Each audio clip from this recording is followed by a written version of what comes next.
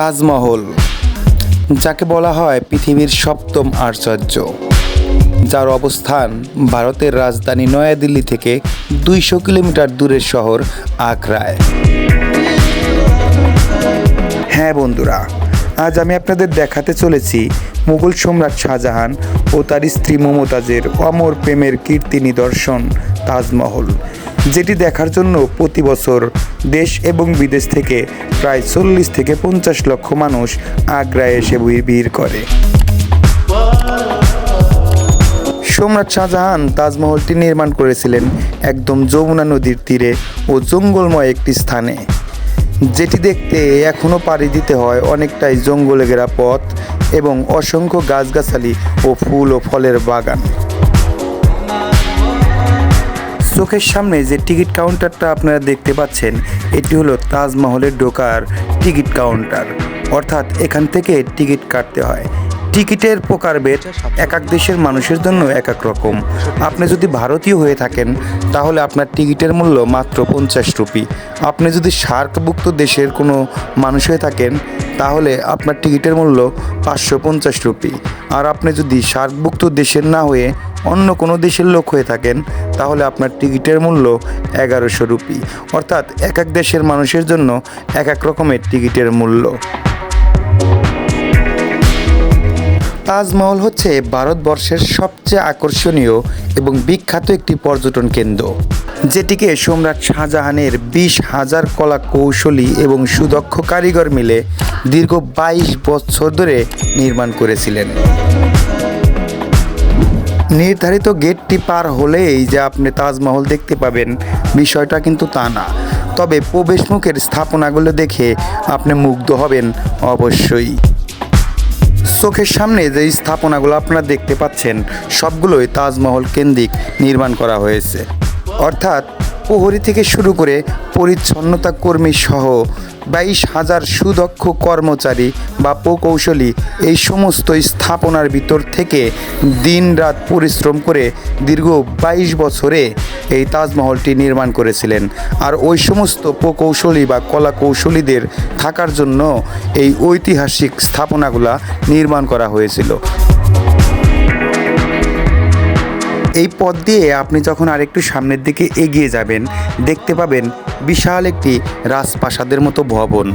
প্রথম দেখায় আপনার মনে হতে পারে এটি কোনো রাজপ্রাসাদ অথবা রাজমহল।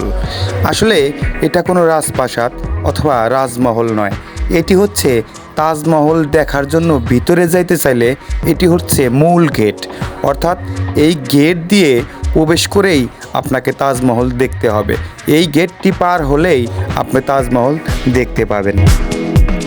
এই গেটটির নকশা এবং ডিজাইন দেখে অবশ্যই আপনাকে মুঘল সম্রাটদের বিলাসী জীবনের কথাই মনে করিয়ে দিবে। এবং এই গেটটির 3 কোণায় অর্থাৎ দরজার 3 পাশে আরবি অক্ষর দিয়ে চিত্রায়ন করা হয়েছে। তো দর্শকবৃন্দ, চলুন যাই এই গেট দিয়ে প্রবেশ করে পৃথিবীর সপ্তম আশ্চর্য তাজমহলটা দেখে আসি।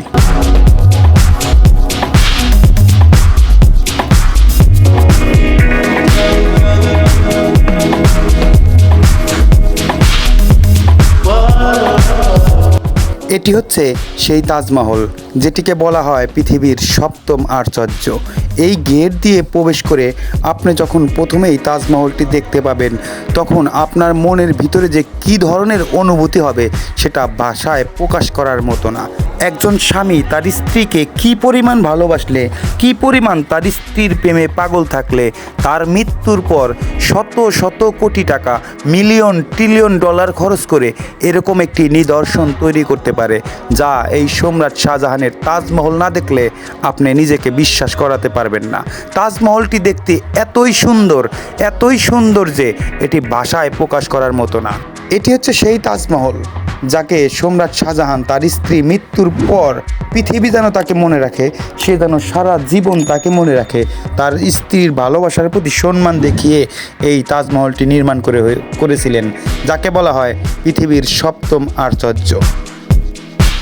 এমনিতেই তো ভালোবাসার কোনো নিদর্শন দেখলে মনটা ভালো হয়ে যায়, আর সেটি যদি হয় শাহজাহান আর মমতাজের ভালোবাসার অমর কীর্তি তাজমহল, সেটি যদি হয় একজন স্বামী তার স্ত্রীকে ভালোবেসে অমর কীর্তি স্থাপনের নিদর্শন, সেটি যদি হয় যমুনা নদীর তীরে পৃথিবীর সর্বশ্রেষ্ঠ স্থাপনা, সেটি যদি হয় পৃথিবীর সপ্তম আশ্চর্য, সেখানে যদি থাকে বিশাল রাজপ্রাসাদের মতো মসজিদ, সেখানে যদি থাকে রাজপ্রাসাদের মতো বিশাল মেহমানখানা, লক্ষ লক্ষ মানুষের ভিড়ে সেই তাজমহলটির অপরূপ সৌন্দর্য দেখতে কি পরিমাণ মনটা আকুল ব্যাকুল হয়ে থাকে, সেটা এক কথায় এখানে কেউ না এলে তাহলে ভাষায় প্রকাশ করে আর ভিডিও দেখিয়ে আপনাদের বিশ্বাস করানো যাবে না।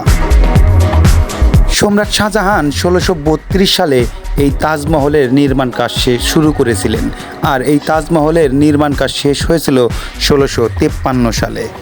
দীর্ঘ 22 বছরে সুদক্ষ 20,000 কলা কৌশলী এবং কারিগর মিলে এই তাজমহলটি নির্মাণ করেছিলেন।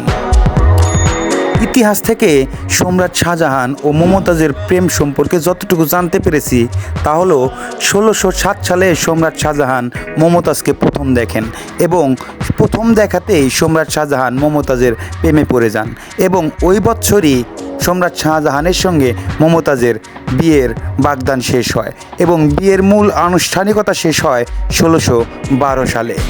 সম্রাট শাহজাহান মমতাজকে যখন বিয়ে করেন তখন মমতাজের নাম ছিল আঞ্জুমারা বেগম। সম্রাট শাহজাহান আঞ্জুমারা বেগমকে ভালোবেসে নাম দেন মমতাজ। সম্রাট শাহজাহান এবং মমতাজের দাম্পত্য জীবন স্থায়ী ছিল মাত্র 19 বছর এবং এই 19 বছরে মমতাজের কোল জুড়ে আসে 14টি সন্তান এবং মমতাজের মৃত্যু হয় 14 নম্বর সন্তান জন্ম দেওয়ার সময় অতিরিক্ত রক্তক্ষরণে। মমতাজের মৃত্যুর পর সম্রাট শাহজাহান একদম ভেঙে পড়েছিলেন, প্রচণ্ড বিরহে, প্রচণ্ড কষ্টে। তিনি যে একজন বাদশাহ, তিনি যে একজন সম্রাট, এ কথা তিনি ভুলে গিয়েছিলেন। তিনি কারোর সাথে কথা বলতেন না, কারোর সাথে সময় কাটাতেন না, একদম একাকিত্ব জীবন তাকে নিঃস্ব করে দিচ্ছিল। আর ঠিক তখনই তার স্ত্রীর ভালোবাসা সারা জীবনের জন্য স্মরণীয় করে রাখতে, সারা জীবন যেন সারা পৃথিবী মমতাজকে মনে রাখে, সেজন্য নির্মাণ কাজ শুরু করেছিলেন পৃথিবীর সপ্তম আশ্চর্য এই তাজমহলের। সম্রাট শাহজাহান শুধু এই তাজমহলটাই নির্মাণ করেননি, একদম যমুনা নদীর তীরে এই তাজমহলটা নির্মাণ করেছেন এবং এই তাজমহলের দুই প্রান্তে একটি বিশাল রাজকীয় মসজিদ এবং অপর প্রান্তে একটি বিশাল রাজকীয় মেহমানখানাও নির্মাণ করেছিলেন। পৃথিবীর বিভিন্ন দেশ থেকে 28 ধরনের মূল্যবান এবং মহামূল্যবান পাথর এনে এই তাজমহলটি নির্মাণ করেছিলেন। তো বন্ধুরা, আমার এই ভিডিওটি যদি আপনাদের একটু ভালো লেগে থাকে, আমার চ্যানেলটিকে লাইক, কমেন্ট, শেয়ার এবং সাবস্ক্রাইব করে রাখবেন। ভালো থাকেন সবাই। আসসালামু আলাইকুম।